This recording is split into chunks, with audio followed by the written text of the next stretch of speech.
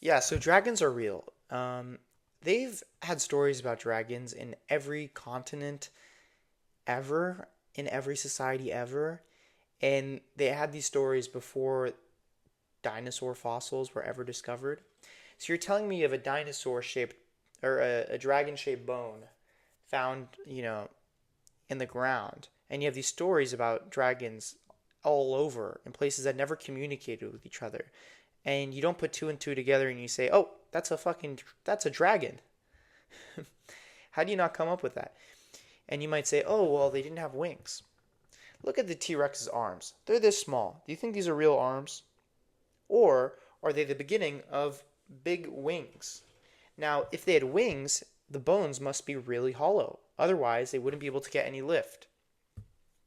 So, if they were hollow bones, they're not going to fossilize well. So we wouldn't have the fossils of these wings. Additionally, you might be like, okay, well, how are they breathing fire? Well, how come anywhere there's dinosaur bones, we find a ton of oil? People are saying, oh, the bones degrade into oil.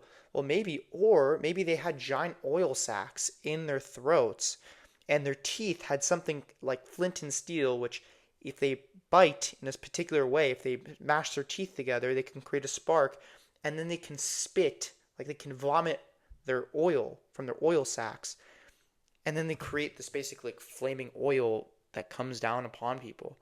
Now that would be exactly like the dragons that we have in myths. Um, so yeah, dragons are real. Maybe. I don't know. But it's a fun theory.